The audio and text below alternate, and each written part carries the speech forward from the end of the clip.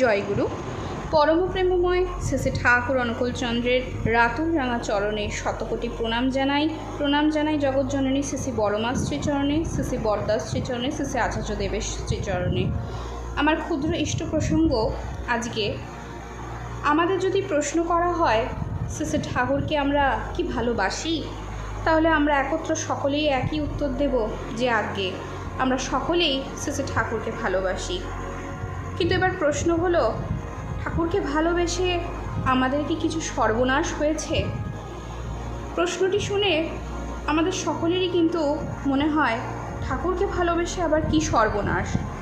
কিন্তু আমরা সকলেই যদি একটু খুব গুরুত্ব দিয়ে এই কথাটাকে শুনি যে সর্বনাশ আসলে কি, এর অর্থ কি। আসলে ভালোবাসায় কোথাও আমি নেই, সবটাই তুমি অর্থাৎ ঠাকুর। তাই আমিত্বের সবটুকু যতক্ষণ না নাশ হবে, যতক্ষণ না আমার মধ্যে সর্ব নাশ হবে, ততক্ষণ কিন্তু আমরা ঠাকুরকে ভালোবাসতে পারবো না। তাই তিনি বলে চলেন, এই জীবন দ্বিতীয়বার পাবো কিনা জানি না, কিন্তু এই জীবনে তোমাকে পেয়েছি ঠাকুর। তাই আমাদের শুধুমাত্র ঠাকুরকে কেন্দ্র করে, ঠাকুর কিভাবে চান যেন আমরা সেইভাবে জীবনটাকে উপভোগ করি, ঠাকুরের বাঁধনে আমরা যেন আমাদের জীবনটাকে বেঁধে ফেলি। ঠাকুর কিভাবে আমাদেরকে দেখতে চাইছেন আমরা যেন ঠিক সেইভাবে চলি। আমি অসুস্থ হয়েছি, আমাকে সুস্থ হতে হবে, কারণ আমার ঠাকুর আমাকে সুস্থ দেখতে চান। আমি কিভাবে পড়তে বসবো, কিভাবে চলবো, আমার ঠাকুর যেভাবে পছন্দ করেন আমি ঠিক সেইভাবে চলবো। তিনি ধরিয়ে দেন জীবন চলার প্রতিটা মুহূর্তে এইভাবেই রাঙিয়ে নিতে হয় প্রিয় পরমের রঙে।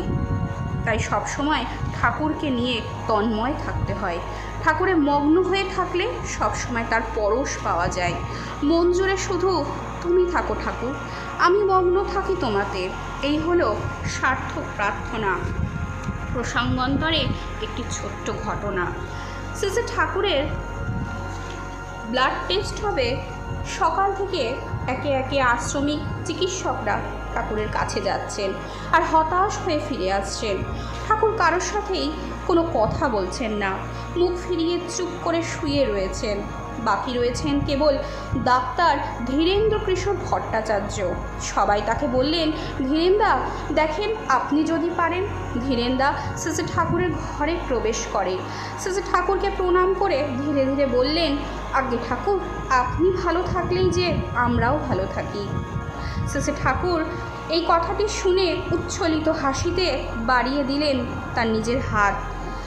এরপর এই ঘটনার পর থেকেই শ্রী বরদা ধীরেন্দাকেই নির্দেশ দিয়েছিলেন, যখনই শ্রী ঠাকুরের ব্লাড নেওয়ার প্রয়োজন পড়বে যেন ধীরেন্দাই ঠাকুরের কাছে যান। একদিনের ঘটনা, সকাল থেকেই ধীরেন্দা ইঞ্জেকশনের সিরিঞ্জ নিয়ে বসে গিয়েছেন।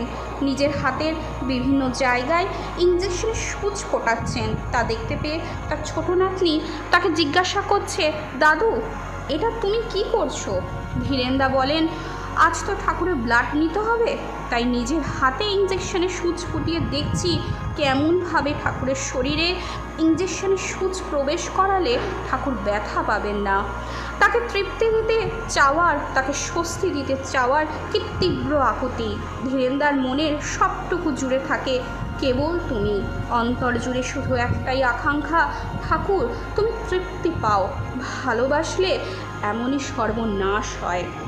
তাই ঠাকুর বলছেন, প্রার্থনাই যদি করতে হয় তবে সে প্রার্থনা হবে, ঠাকুর তুমি সুস্থ থাকো, ভালো থাকো, তৃপ্তিতে থাকো, আর সে তৃপ্তি আমার মাঝে অঢেল হয়ে ছড়িয়ে পড়ুক।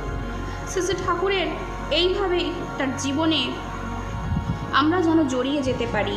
শ্রী ঠাকুরের রঙে আমরা আমাদের জীবন যেন রাঙিয়ে তুলতে পারি। শ্রী ঠাকুরের এই প্রার্থনা, যে প্রার্থনা তিনি আমাদেরকে করতে বলছেন, এই প্রার্থনাই কিন্তু সার্থক প্রার্থনা। আমরা এভাবেই প্রিয় পরমের রঙে নিজেদের জীবনকে এগিয়ে নিয়ে যাব। সকলেই ভালো থাকবেন। বন্দে পুরুষোত্তমম। জয় গুরু।